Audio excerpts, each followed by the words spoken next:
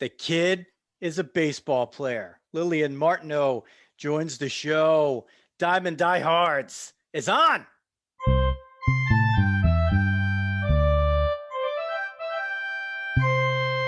Joe Rizzo here, bringing you baseball along with the dog, Jeff Healy. We are ready for. We're always breaking ground on this show. We're just going to keep breaking ground. Whatever we're changing up, we're doing different things, and we are bringing you definitely a unique guest. Lily is a unique guest for a lot of reasons, and you're going to get to know her a little better shortly. In the meantime, follow Diamond Diehards at Diamond Diehards everywhere. Twitter, Facebook, two things on Facebook, a page and a group. Instagram, Twitch, TikTok. There's nothing there on TikTok yet, but we have it. LinkedIn, especially if you want to do business with us. Wink, wink. Just like FMSgraphics.com has. FMSgraphics.com is a family-owned, family-run business for 50 years. They've evolved to cover all of your print and promotional needs. That's FMSgraphics.com. FMSgraphics.com for all your printing and promotional needs. Before we meet Lily, if you're watching, you already see her and her shirt that says Florida State on it. We'll make fun of that more later. You will get to hear the dog who will take it over here for our veteran of the day. Dog. All right, thanks, Riz, and welcome, Lily. Our veteran of the day, we hunted around and found someone who is coming from a nearby town from Lily. So our veteran of the day this time is going to be U.S. Army Staff Sergeant Robert Sodergren of Harwinton, Connecticut, who is a Vietnam War veteran, and he's Connecticut's 2021 Purple Heart Patriot. Staff Sergeant Sodergren served on active duty for 3 years with the 101st Airborne and 173rd Airborne Brigade. In addition to earning the Purple Heart, Mr. Sodergren received numerous commendations and awards, including the Combat Infantryman Badge, the Army Commendation Medal, and more. Both he and his wife, Maureen, have 3 children and 6 grandchildren. He asked what service meant to him. Staff Sergeant Sodergren said, "Service helped me overcome challenges and develop as an individual." So again, Staff Sergeant Robert Sodergren from Harwinton, Connecticut, our veteran of the day. All right, thank you. Good job, dog. Lily, welcome to the show. You've been one of our flagship Twitter followers, Twitter friends. You're posting great content that sweet left-handed swing. But if people have no idea who you are, which it's possible because it's 2020. 2021, whatever year it is, it's 2021, and of course by the time like people are watching this when it's like 2030 and you're all famous and in the majors or being the president of the United States or whatever else you're going to accomplish, for now you're a baseball player, but you're not just any baseball player. You're tell us why you're not just any baseball player. Well, I am the first girl to make my high school baseball team. So we have that. And then, I basically just play baseball against, the boys for travel and for high school. And it's been going good.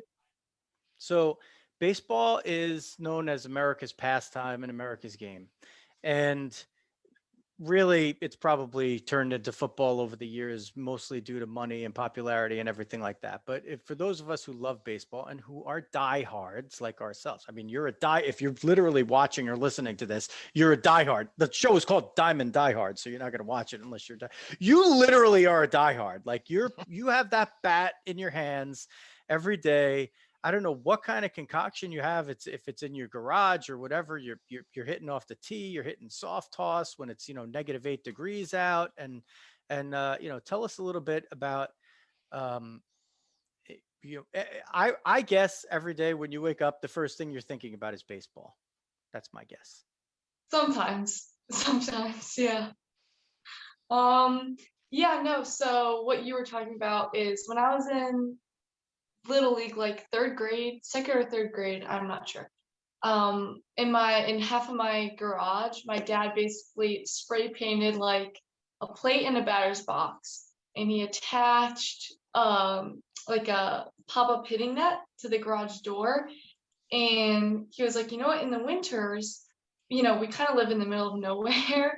So like hitting facilities are pretty far. So days when I don't have time to drive to a hitting facility, I just go in my garage and I take swings off the tee, take front toss.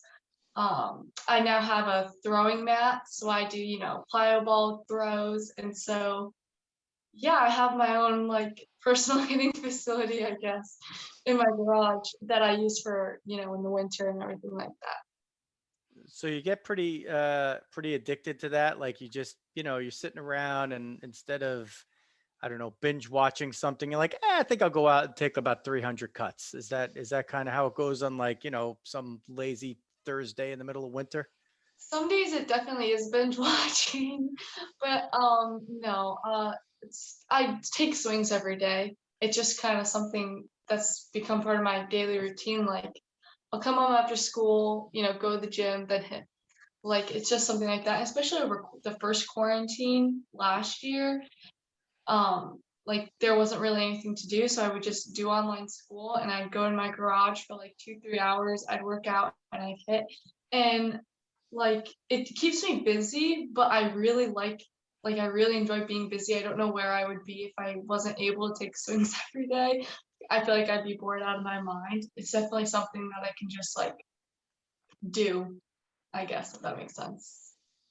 All right. So as Dawg, between us, so you're 15 now, right? Where you headed to? Are you closer to the 15th birthday or the 16th birthday at this point? Yeah, I just turned 15 in February. Oh, okay. Oh, happy birthday. Birthday. We meant to say that. So what Dawg, of course, there's going to be probably a lot of other people that are around your age that are probably going to be watching this. And of course, the thing they want to know more than anything is, what are you binge watching these days? That's what they really want to know. They're like, baseball's good. What is she watching? That's what we want to know. I really like Grey's Anatomy. I know that's a really popular show for like everyone, but me and my mom, that's like our show to watch for sure. I mean, my favorite baseball show is Quick Pitch. I love watching that. Like I'll wake up and when I eat breakfast, like that's what I'll be watching. Yeah, I was gonna say, Lily, it's interesting you're talking about your dad kind of helping you out with working in the garage and setting up the facilities in there and stuff.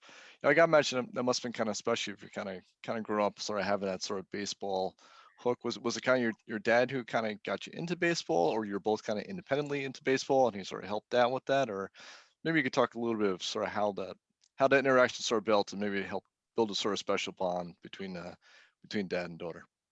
Yeah. So I mean, my parents, like when I think first grade, they just put me into t-ball and like whatever. And then when we moved to Harwinton, they didn't have a softball team in my town. I would have had to go to the next town over. So I was like, you know what? I'll just do little league, baseball. And then that's kind of, like then I really got into it and everything. And my dad, played baseball, like him and his brothers played baseball. So like I kind of got into it more, we'd sit down and watch baseball games together. And then I just decided like, I'm just going to stay with baseball. I'm not going to switch over to softball after Little League. And I think that's, that's really got me into it. And definitely him really loving baseball kind of gave me the push like into where I am now for sure. Great. So now, I of course have to bring up the Mets. Of course, I went down too low on here, but I threw the Tom Seaver jersey on. That was a special. We haven't busted out for a while, so I was reading up. Yeah, I found out you were a Mets fan, so I was like, thank God, I finally have another Mets fan on here. So, so who were some of your favorite players growing up? So I loved watching Curtis Granderson. His last years, he was on the Mets a little bit. I think because he was this lefty swing, swung lefty, and I was like, wow, like I'm really looking up to this guy, and like he's a great person out. He's I forget what it's called, but it's like this group of MLB players, and like he's so involved with the community and everything. He was really someone I looked up to. Right now on the Mets, I mean I know he was out last year. This is Tommy John, but Noah Syndergaard, and obviously DeGrom. for pitching. I mean, they're two great pitchers that I like to watch and everything like that. Awesome. So you pitch and you also play the field. Where you usually playing when you're not pitching? When I'm not pitching, I usually play first base or, occasionally outfield. And tell us about the pitching. Is that, if you had to pick one, which one are you doing? Are you gonna pitch or are you gonna play the field? That's so difficult because I mean, obviously one day I definitely have to make that decision. Probably pitching. I mean, I think just because I work on that the whole year, like year round, I have my off season pitching and then my in season pitching.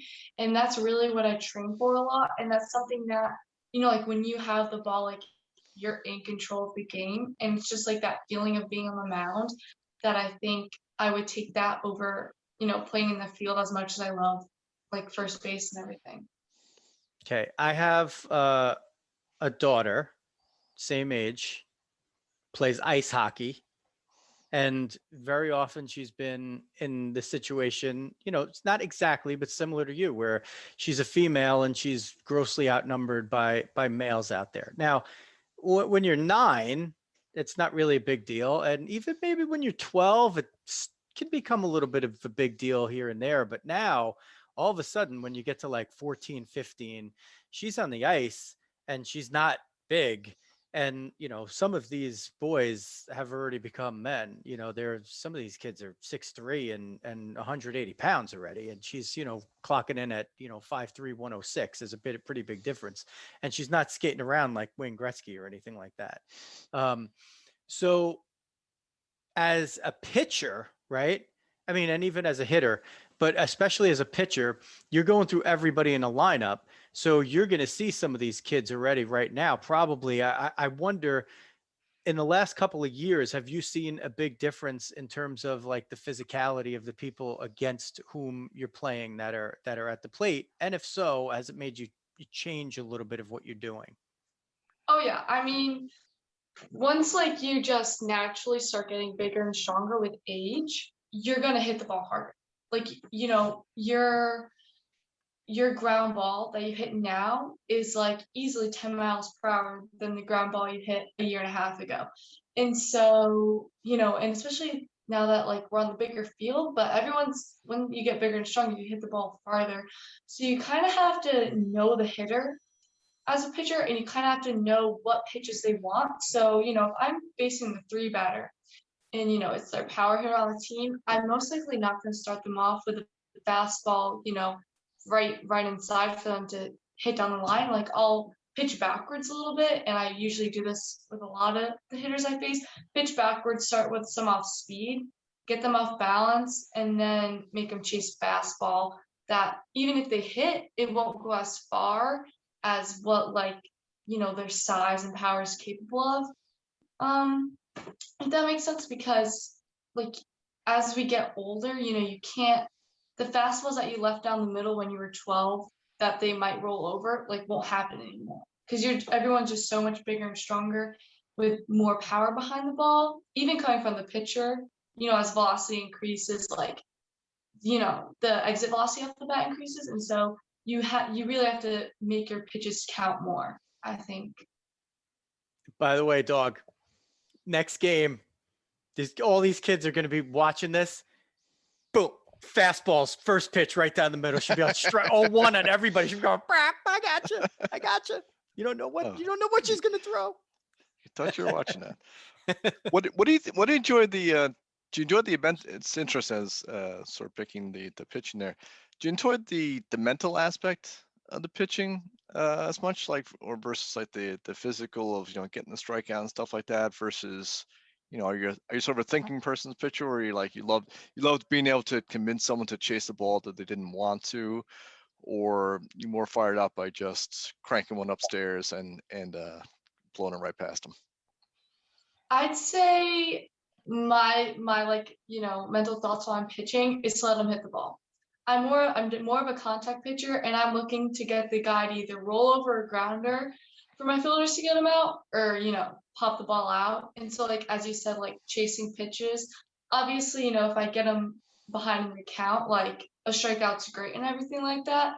But if I can get them first pitch curveball to roll that over, because, they're way ahead looking for the fastball, like that's just as good and it's less pitches to get that one out. So you're way ahead of the curve coming in and looking to try and get the guy to ground out and cut down on your pitch count. That's basically where I'm sort of left out. I gotta say there are like 30-year-old major league pitchers who like don't get that. as we sort of see like following through and stuff like that. I used to, when you mentioned like Syndergaard before, I always sort of think like when like Bartolo Colon was coming along and Syndergaard was just coming along. I'm like, if Dawg could get like half the thinking and half the sort of setup of Bartolo Colon, the guy throw a perfect game every day.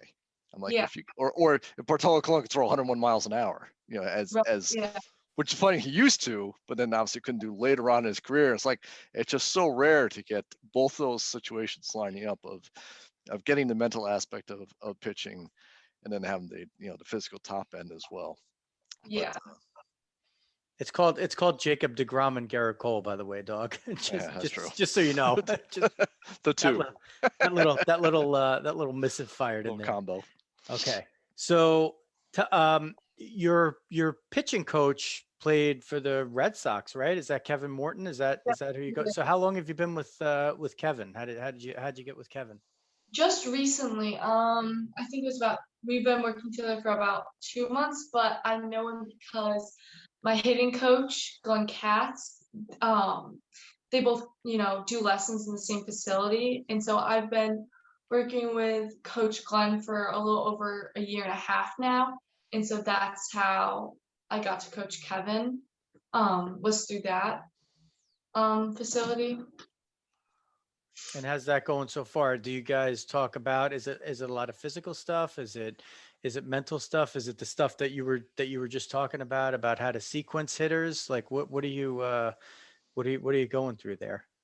Right now we're going through like some like easy physical changes because like the season just started, so I can't really change my mechanics up too much, but we're just kind of focusing on like getting a more efficient arm action so that I can really use all the momentum and energy that I have to get more velocity on the ball and hit my spots better and everything like that.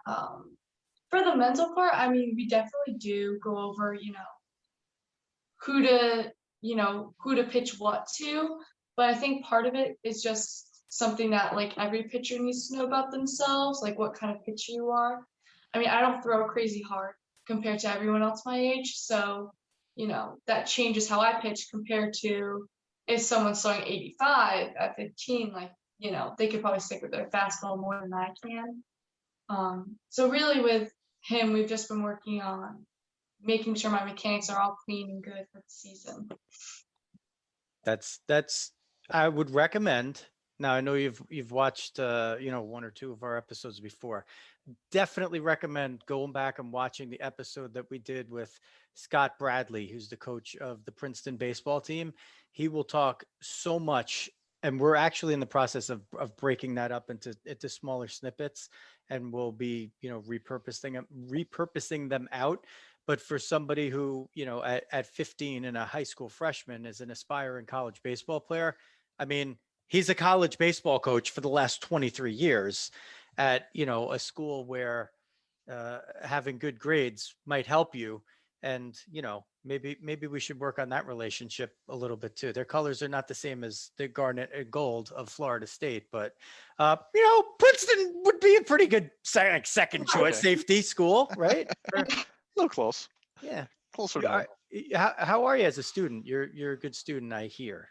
Yeah, so right now I'm in all honors classes minus math, but next year I'll move up to honors for math. I get all A's. Fingers crossed I can finish out without having a B so far. So yeah, I mean, I definitely take a lot of pride in my grades. I'm gonna sound a little like too crazy into school, but I've never actually had a B for an overall grade yet. And so I think that my expectations for myself are really high when it comes to school.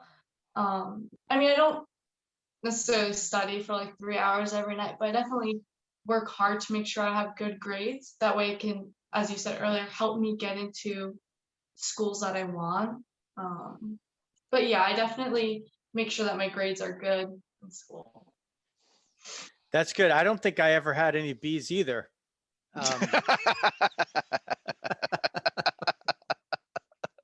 Y'all can fill in the blank on there. I'm not going to say what else I had. Let's just say I was more like a home You're run. more of a sportscaster kind of. Yeah, I was more of a talker. Yeah, I was more of a home run or strikeout kind of guy with a lot of strikeouts and the occasional one that I made That's contact with. But you know, it got me this far, so here I am. Now, when you're doing some of this training, of course. So I feel like the link that we somehow like, how did we discover Lily Martineau? How did she get on our radar? I feel like, Dawg, it was through Jeff Fry and the Shigon Nation, right? So Yep. we're going back and forth with Jeff, and then your stuff pops up, and I'm like, wow, this is crazy. Like, who is She's this crushing the ball. Yeah, and by the way, I hope you have the Lance Berkman swing. I'm telling you, that's a great left-handed swing to have. So I don't know if he's a little before your time.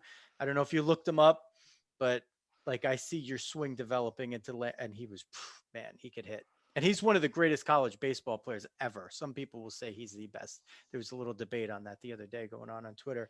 But one of the things that our buddy Jeff Fry at the letter O3 Fry FRYE,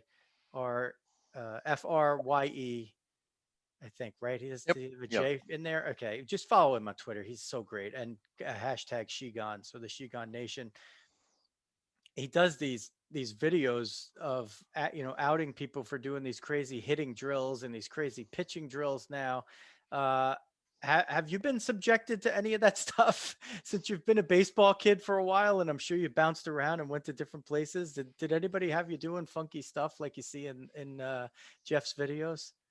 Not quite to the extent that I think I see in his videos, but there's definitely been some questionable drills that I've done. And I'm looking back, I'm like, how exactly did that help my swing? But some of the stuff that I see on this page, it's crazy. I'm like, that's for baseball. What's the craziest one that you wound up doing? Other than what your current coaches, of course. So. If you remember one. I'm not sure. Anything with like maybe a javelin or a heavy ball or probably I gotta think for this one. I think probably just like taking swings like without a bat, I guess, but like fast.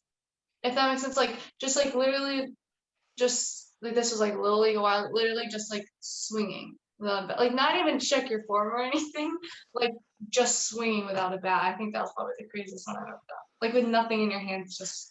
That sounds pretty crazy. That's right up there. Yeah.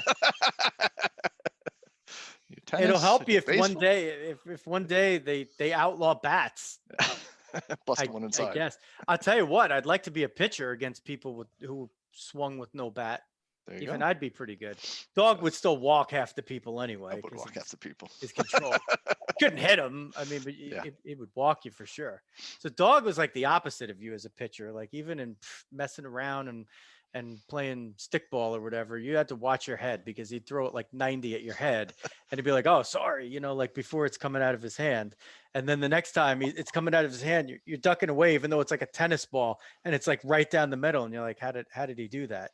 Meanwhile, another one of our friends. That's also what I would say, what I'm throwing at. How did I do that? Yeah. Another one of our friends there. Who pitched in the major leagues. I hit off him in stickball. I hit Miguel, but I didn't hit you. So I don't know. It's all. I think Lily's got it down though. I think she's got. She's one of the things Coach Bradley said, Lily, that really hit home that you were talking about is he likes to have his players come in when they get to Princeton and they talk to each of their players about what kind of player do you want to be? What kind of player do you envision yourself as? And as a result, they're able to really hone on certain skills.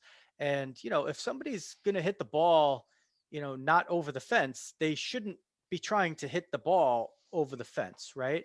Um, I feel like you get that already. But we talked about what kind of hitter you are, a pitcher you are, but how about what kind of hitter you are? I mean, I see in these drills, that you show, and some of the highlights that you've put out there. I mean, I definitely see gap power, but you're a lefty. You got a great swing for a righty or a lefty, but it always just looks better when it's a lefty. I don't know why.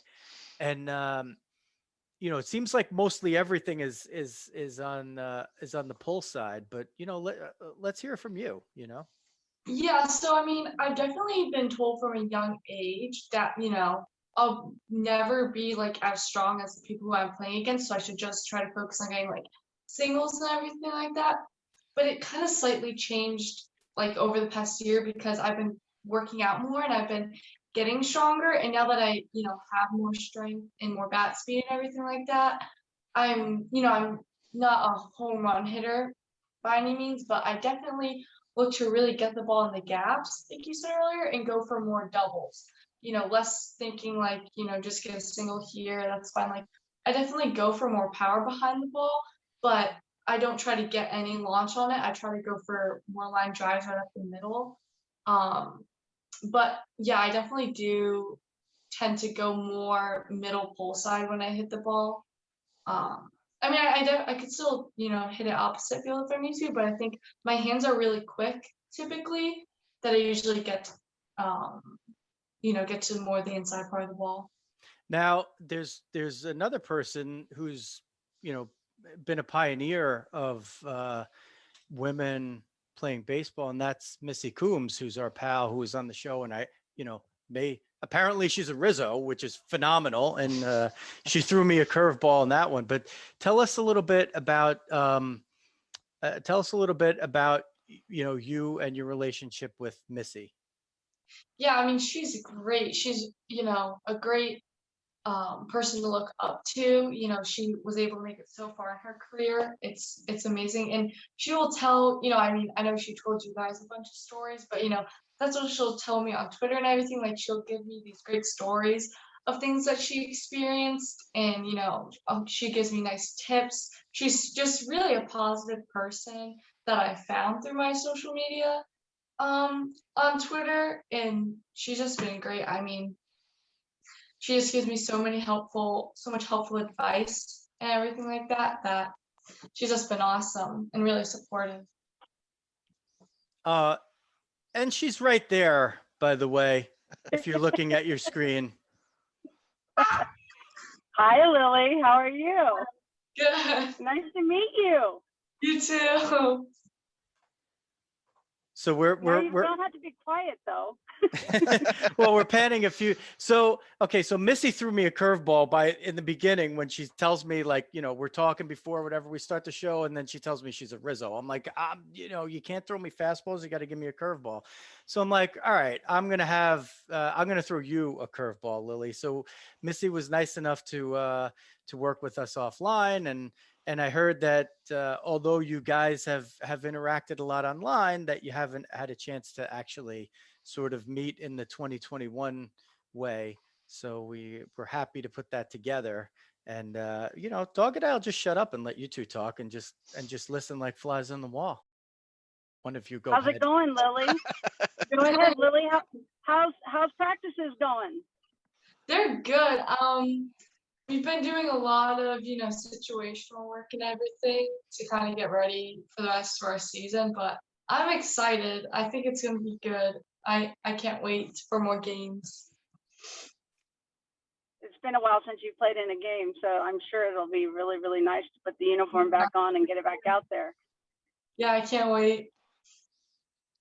Well, you work really hard. I have to say that, just watching you and following you on social media, it's inspiring to see young ball players such as yourself out there working hard and really devoted to the game. Yeah, thank you. Thank you. So what is, if you have to have a preseason goal going into the season, what is one of the things that you're aspiring to?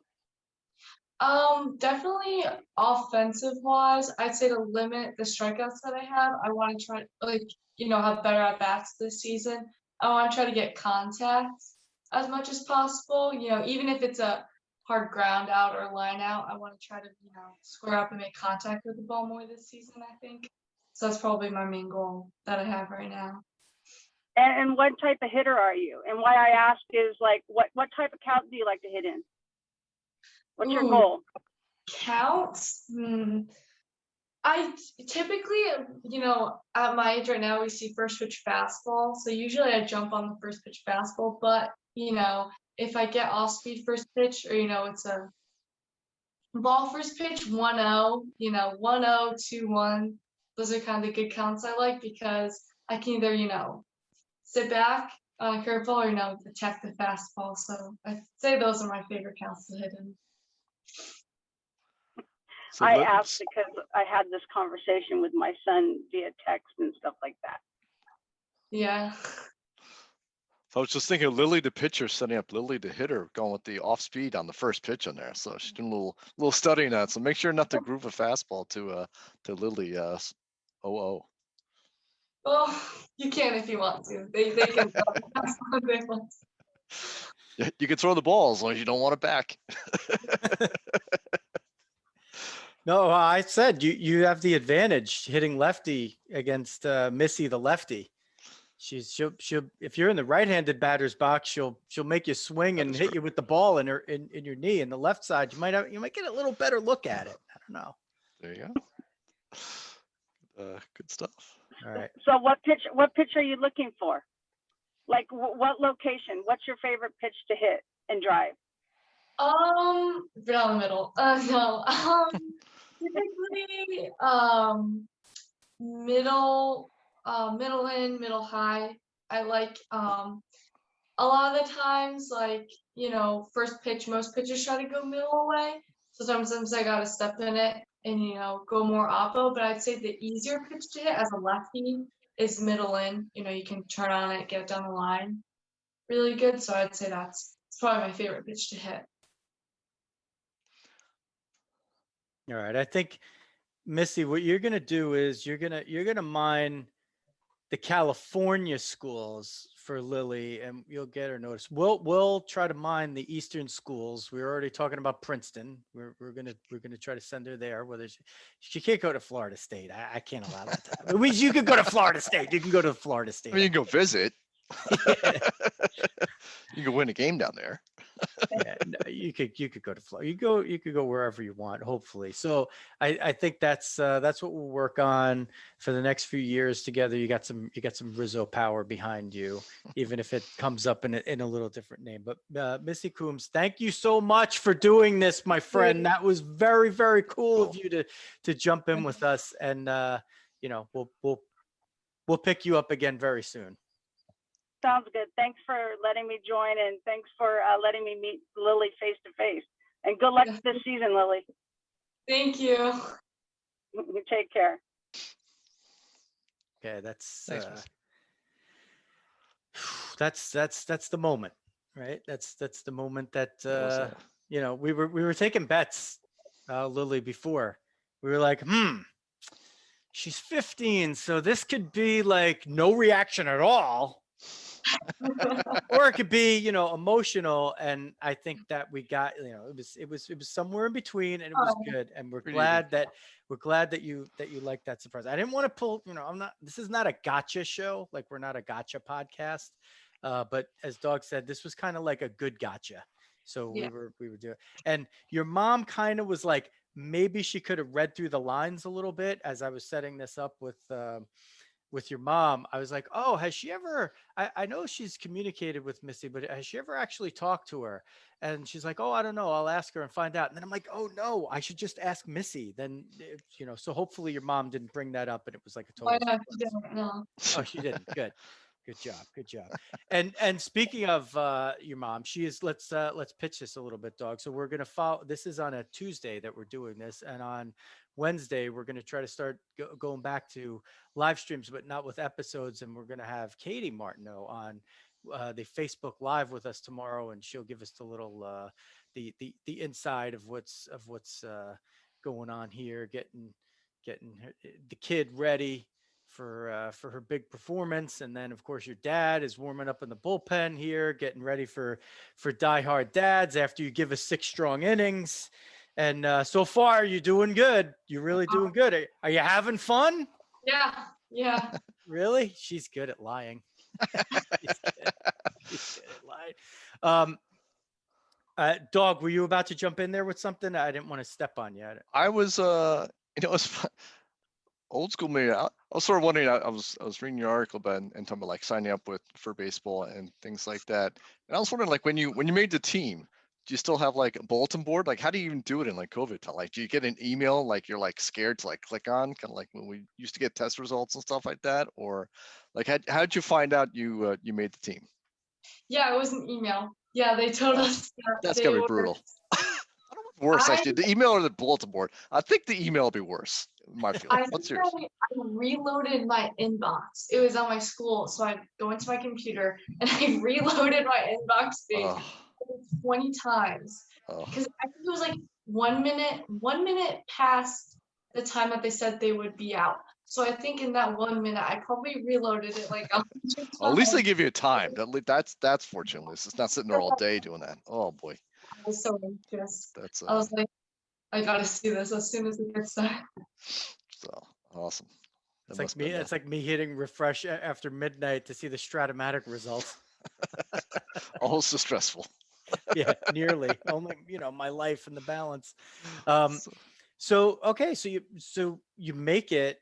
That probably had to be one of your biggest tweets that you've ever seen. I don't know if you ever look at the numbers of those things, if you're calculating any of that stuff, but a lot of people, including us, were really, really happy to see that. But now we get into, okay, great, you made it. Now the hard part, right? Like, so do you have to compete for a rotation spot? Are you going to be coming out of the bullpen? Are they going to, do you have to compete for time at first base, outfield? Like, how's that part? How does that part play out?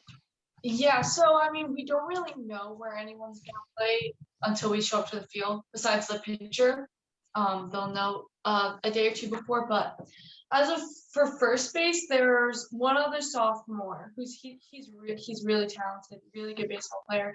That's one of his main positions. And there's like 2 or 3 other kids on the team who could play first, but like it's not really their main position. So it's definitely, and then there's a lot of pitchers on the team. So there's definitely a lot of competition for play time. And so that's what I need to make sure. Like, I need to, do good in these practices. And as long as my, bat's coming along or my fielding's coming along, like I just got to make sure that there's a spot for me, to go out in the field to play. So, I mean, I was excited to make the team, but I was like, well, there are other first basemen. So I got to make sure, like, I'm doing something right to get on the field and start. So do you feel like at this point, it sounds like just from the tone of your voice and the way you're telling the story, it feels like you're getting a fair shake and a fair look. That probably hasn't always been the case, right? Like, there have been times where there's been gender bias against you, right? Yeah, I mean, in the past there has, like, when I first went out for middle school, it was tough because I'm sure you've heard this before, but at first they didn't want me to try out and everything like that. But then I was able to try out and made the team. But there definitely has been before. I think now that I've been playing baseball for as long as I have, and my school's so small, like everyone knew I was trying out, so there wasn't a surprise for anyone. And so I think that's why it was extremely fair this year. And no one really had a problem with it because everyone knew that I was coming to try out for the baseball team. And so, no one was caught by surprise, I guess you could say, when I was at tryouts.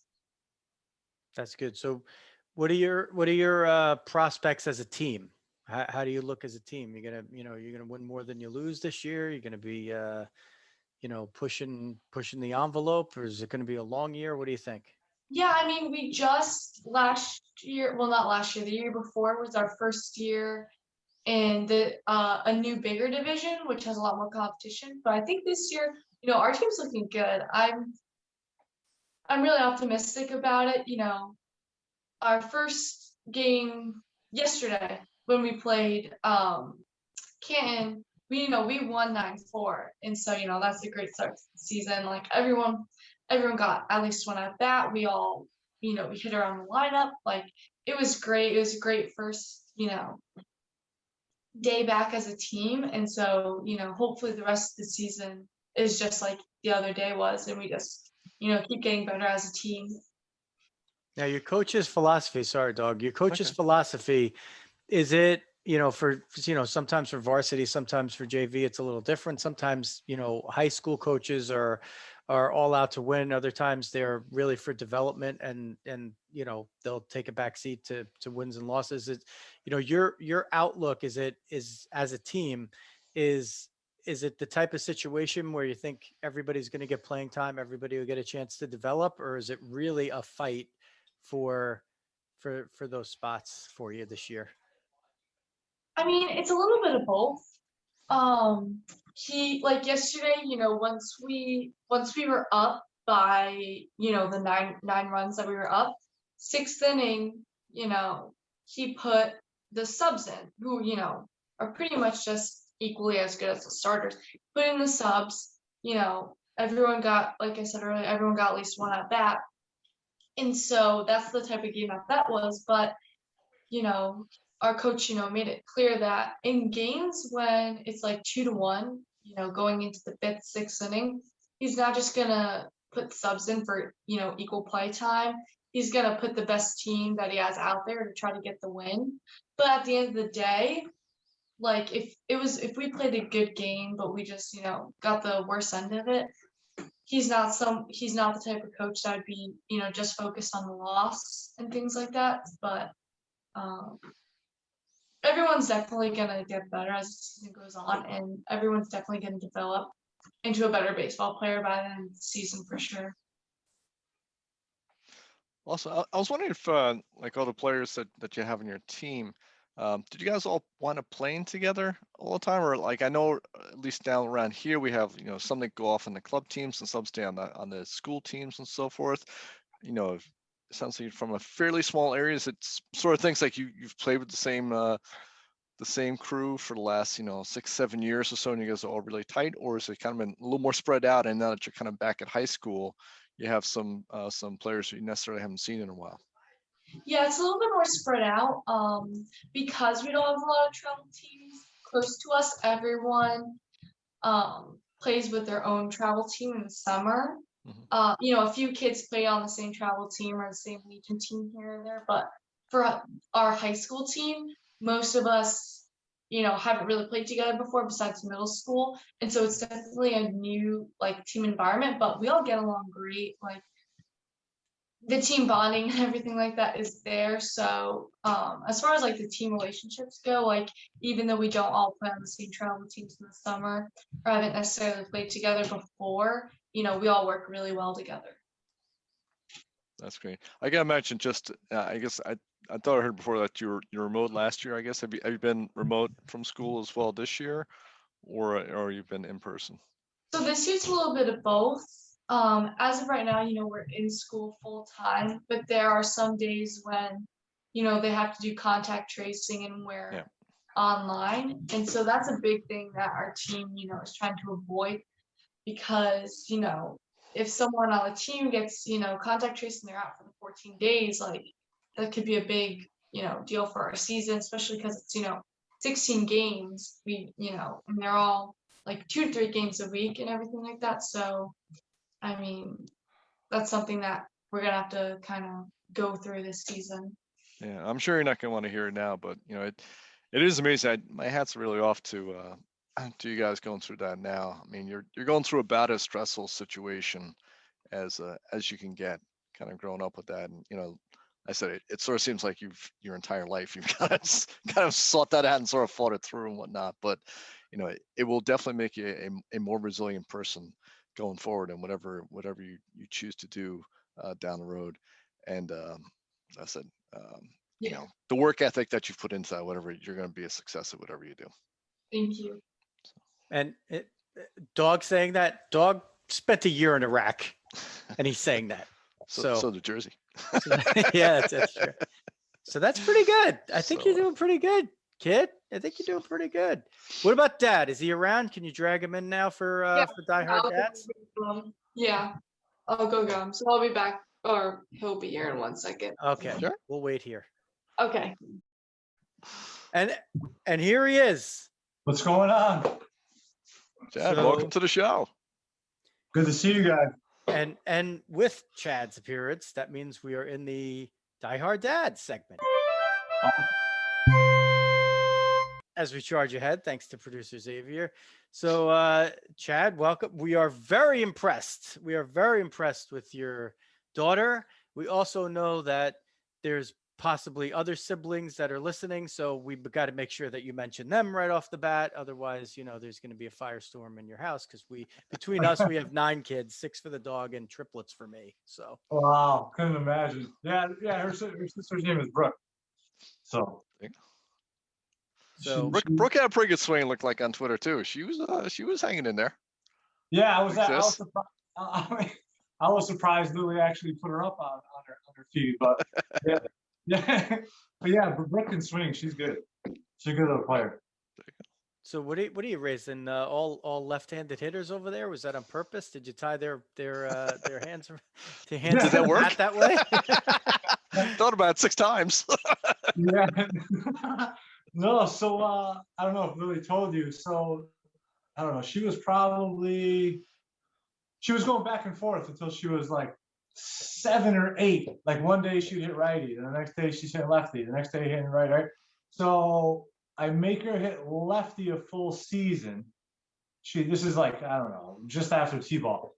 So she has what you would call, which is bad to say because only 9 or 8. So she doesn't really hit the ball too well. So the wife, we had this huge argument. She thought she was righty, and I'm messing her all up early. So the next year she goes out. So now it's like actual kid pitch. So we'll say it's like whatever, like AA ball they call it, like literally. So she goes out that year, hits righty, does actually pretty good. So I'm like, oh man, I'm gonna look stupid on this one. So then that whole off season, I was like, nah, trust me, you want to be lefty. We're not going back to righty. So that was it. Yeah, just made her, and then the little one just saw Lily swinging lefty and was like, yeah, I'm gonna be lefty. So Well, that makes it easy. But does she throw righty, Brooke? yeah, they both throw righty. So like, and then if they play hockey, they play lefty.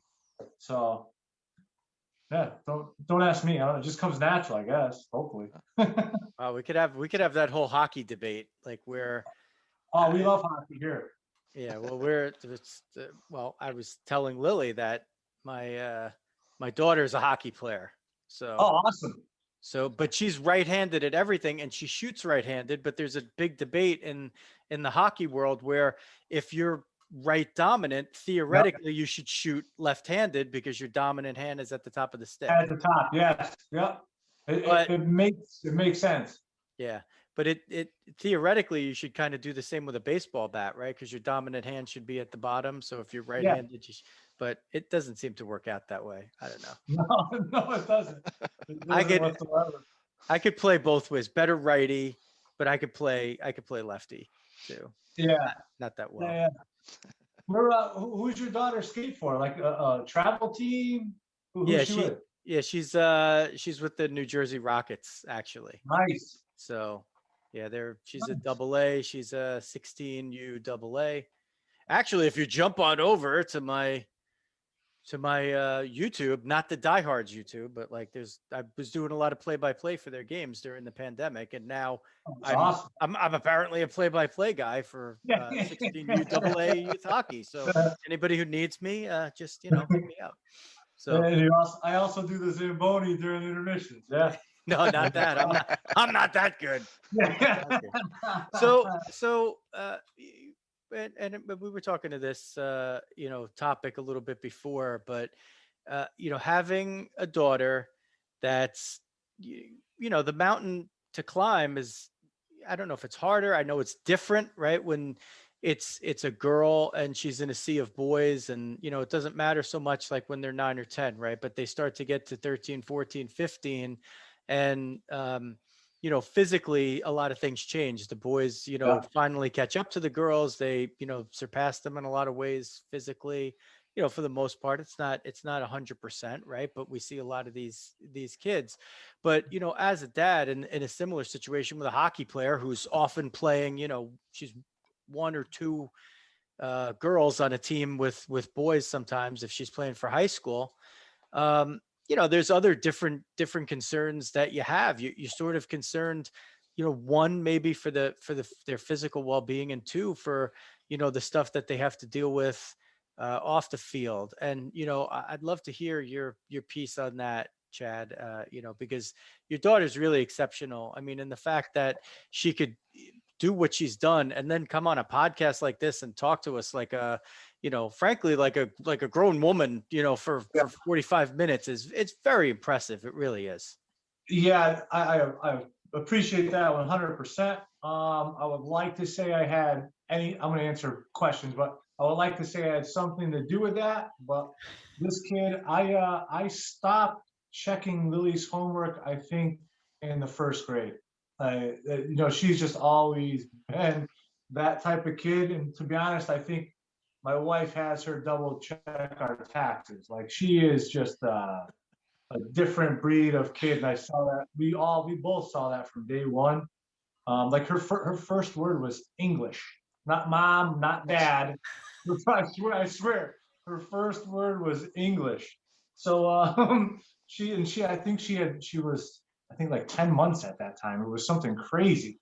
So so getting back to the sports. So I don't know how you are with your daughter, but if she's playing hockey, coming from a huge hockey family, I'm pretty sure you're pretty level with her. That's how we've always been with Lily. So I don't hold I'm an infantry Marine, so we don't hold anything back whatsoever. We're very upfront. We're not discouraging, chase your dreams until as long as you can. Don't let anybody tell you otherwise. But we told her, I'll say, I'm probably the same thing you did. Probably right when she was 12, 13, we kind of had the talk with her, not so much like the birds and bees talk, but the talk, hey, look, boys are going to start getting this thing called testosterone. Unfortunately, you aren't going to get it. You're about to be going to this big diamond. So now just picture, it's me and my wife sitting down at a table, this kid, diehard baseball kid, right? So we explained this to her, and her response just looked, she legit was like, hey, are you two done? And I remember we were like, yeah, buddy, we are, is that okay? Like, she was like, yeah, no, I'm a baseball player. So at that point, it was kind of, okay, if you're really going to do this, I think it's time for dad to kind of step out of the way. I know the fundamentals pretty good. I played, obviously, but same thing with you. I'm sure you know hockey, but it was like, okay, I've got to get some not just baseball skilled guys, but people that are going to really work with her mentally, so she can start to kind of get a strong mindset for what she's going to have to go through. And then it was the whole deal with her in middle school. I'm sure you guys probably touched on maybe a little bit. So it was right around that time we had another talk with her, and it was, hey, bud, look, this is the last. It was just like this, bud, this is the last talk we're gonna have with you. I see that your potential, you still haven't even peaked yet. You're not even close. I see that you can keep going, but just know that dad isn't gonna care because I don't have a boy if you quit playing baseball. It's okay. Just come to me and say, Dad, I want to switch. And again, it was, yeah, you're done talking, Dad. I'm a baseball player. So it's just, I do like you, I'm sure you're nervous because it sounds like your daughter's getting that to the age where checking's probably going to start getting involved. So I still watch to see like, hey, is my daughter boys are faster. Let's be honest. We have tighter hips, so our gaits make us be able to run down the line faster. So I watch for things like that. Like, is my daughter too slow to play? Is her arm not strong enough? I'm always like, no, I don't do that anymore now. Like, this year is finally like, I'm like, my daughter legit can play. So I've become a lot. I'm sure like you watching your daughter, your daughter gets the puck, what everybody in the stands is thinking. Oh, this girl's going to, the minute she messes up or maybe shoots the shot wide, everyone, oh, that girl, so the pressure is always on. But this is the first year I don't feel like anxiety watching my daughter play. So it's actually kind of been good. But do I fear the liner coming back to her when she's on the mound? Yes. But if that answers your question, good for you. That more than answered it. I like how you snuck in the infantry marine part too. Dog sitting there going, yeah. Well, I was going to say, Chad, I was doing veteran of the day, and it would have been really easy if you just said, hey, I'm a Marine. And I could have said, hey, our veteran of the day is Chad Martineau. And I could have gone through the whole deal. Like, I spent 25 minutes hunting down people in Burlington, Connecticut, looking for veterans of the day. I'm like, there has to be somebody. So that's okay. We're going to roll you into a future episode now. Yeah, I didn't want to think of the whole show. No, so the reason why I have to throw it out there is because, like, I just don't want people to think, same thing with you. I'm sure it's with your daughter in hockey. That's why I'm glad I know that your daughter's on a boys hockey team. That's crazy, But so I want people to realize, like, my daughter does not get anything easy. Like, she has it the worst with me, like, that's why I can't coach her anymore, because I'm too much of a realist. Like, my daughter knows what she's trying to do is it's insane to me, because I know how hard baseball is, so I'm brutally honest with her. She knows what to expect. Her hitting coach is phenomenal. He's completely honest with her. So now it's just up to her. At this point now, it is up to her. So.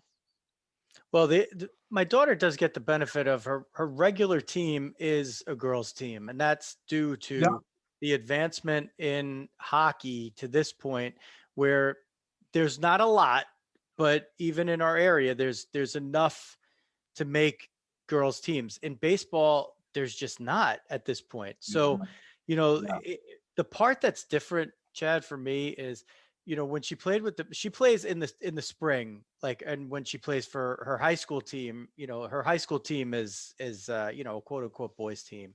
And this year they actually had 4 girls, believe it or not, and they're all pretty good. No, I believe it. Girls hockey is great. But, what I saw the very first year she played, she was just on a house league team, and she was the only girl. But she was 9. She would go in there and she would sit in the locker room, and she didn't talk to anybody the whole year, and she didn't care. She just loved it. And then the next year we found a team for her that was a girls team, and it was like a totally different kid. She just was talking to everybody, and her personality came out, and that's the part that I wish for your Lily, like that she has the wherewithal and the ability to have those type of relationships on a baseball bench. Because, like hockey, baseball's like soccer, you don't even have to know your teammates. You show up at the field. Basketball, you don't have to know anybody. You show up, you're already dressed, the game's over, you leave.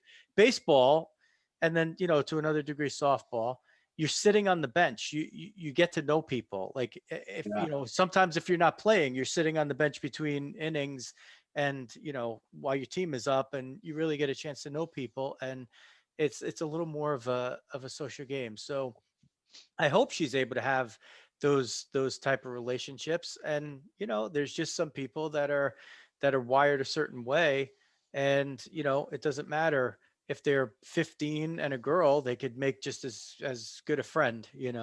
Yeah, the travel team that she's on in the summer, that team's been together. She's been playing with those kids now since she was it's not that long, but since she was 12, and those boys are very good to her. Like, everyone on that team is like a B+ or above kid. very good parents. So like when she's on that team, she's able to enjoy it at that point, and you could see it, you know. So I know what you mean by that though. Like baseball, sometimes you just become bench buddies with people. Yeah, and like we were sort of talking before with Lily. I mean, obviously the whole COVID overlay and everything too. I mean, it's just such a challenge. Just I was sort of asking him, like I wasn't sure how much was club team and how much was sort of town teams for you guys up there. And I guess that's sort of a challenge that they'll have with the high school team, is that, you know, you just haven't had the bonding experience that we did, right? Kind of grow up and like going through 7th, 8th, 9th, 10th grade, getting into that team. You know, they're gonna have to kind of do that on the fly, like boom, 10th grade, boom, do it. Right. And, Yeah. No, I know. It's hard for them, but it teaches them resilience, right? They'll be so much more resilient than we were at the end of it. Yeah, they're totally going through the suck now, though. Yeah, yeah. So. They're totally going to be more resilient, hands down. But like this is true. Like, yeah, I said to her, I was like, you know what though, you're going to feel bad about when you get older. Is I was like, yeah, you know, not that I'm condoning my kid to go out and party, although I kind of am because she's too much of a bookworm. But I'm like, you're not going to go out right now and be able to like celebrate a high school win with your team. You know, go out on a Friday night. They're missing out on so many weird things that we don't even think about. You know, that way it's depressing. You know, you don't get that full-fledged team camaraderie. You know, like, oh, you know, big win. We're going to Johnny's house. He's got a pool. We're going nuts. You know, they don't. That they miss out on, and it's sad. But watching basketball this year was heartbreaking, man. Watching the kids go up and down the court with masks on. Yeah. It was like me. I was getting winded watching them. You know, this is crazy. Yeah. Oh, I mean, up here. Like my daughter isn't playing for middle school. Like the middle school, right off the bat, as soon as we went back to school, they're like, no middle school sports, not going to do it. Here, it's still like the kids still have to have masks anytime. You know, after an inning, boom, the masks have to go on. On the bench, the masks have to be on. So it's just a lot. You know, it's a lot to think about as a kid. You know, I couldn't imagine being a freshman. Number one, you're nervous, and now I've got to remember to like, you know, keep my distance from my coach who's trying to teach me something. You know? So. Yeah. On the other hand, you have a mask on, so basically, like nobody could tell that you're nervous. Yeah. You're like, yeah. Wow, you're really cool. No, I'm totally nervous. Oh, wait, I got this mask on. You couldn't see me like going like this, you know. Your eyes aren't telling me that. Yeah. Well, yeah, that's why you have like your Oakleys, your mirrored Oakleys. Between the mirrored Oakleys and your mask, like you're pretty good, right? Like you're stoic out there. Yeah. So I think we could probably wrap it up there. We could probably go on all day about this. Thanks for your service, by the way. And no problem. Whether you like it or not, Dawg's already lined you up for being a future veteran of the day. Probably. That's That's all right. Probably sometime soon, so his lazy ass can get out of looking it up. No, that's what I'm doing when he's doing Oro Spiel. What do I gotta do? Forgot about this. Listen, my Mets, trust me, my Mets just won their first game of the doubleheader, man. So that's true. We were watching. I got the Seaver on for yeah, there you go. So yeah. So I was gonna come on with the Centerline shirt, and I was like, yeah, maybe I should. Oh, that would have fit right in. Yeah. I actually was saying to Riz before, I was very nervous about this. I'm like, I've got a doubleheader with the Phillies. Normally that doesn't play well. I'm like, I've got to watch my words tonight. Like, Mets go and blow one, like right walking into the show. I'm gonna have only Daddy uses those words. Yeah. No. I mean, it worked out. Yeah. No, listen, they're gonna pick it up at some point. There's no way they're not gonna. So exactly, they'll be hitting. They'll hit. Yeah, no, they'll hit 100%. There's no way they don't hit with that lineup. That's right. And once they start hitting, the pitching's just gonna completely fall off a cliff. You'll see. No, Looking like a Yankee. That's how the Mets go. That's how the Mets go, young man. It stinks. It's a curse, man. It really Never is. easy. Never easy. It's never easy, man. Never easy. But hey, it's real good talking to you guys. This is Absolutely. Good. Chad, thanks very much for coming on the show. No problem. I appreciate it. And Yeah, we're gonna wrap it up there, Chad. You could hang on through the closing. Yep. One quick note or two quick notes. Follow us everywhere at Diamond Diehards: Twitter, Facebook, Instagram, Twitch, TikTok, LinkedIn, everywhere. I mean, if you're looking for Diamond Diehard stuff on TikTok, that's your problem. But since there's probably a lot of freshmen and high school people watching this, maybe they're into it. And give us ideas. We'll TikTok on it. We'll do one of the Rizzo or Healy kids will start populating our TikTok, hopefully. FMSgraphics.com is a family-owned, family-run business for 50 years. They've evolved to cover all of your print and promotional needs. That's FMSgraphics.com. FMSgraphics.com for all your printing and promotional needs. So that's going to do it. We thank Lily Martineau and her dad, Chad Martineau, for giving us some great time here. And that's going to wrap it up. So for the Dawg, Jeff Healy, this is Joe Rizzo. Diamond Diehards is out.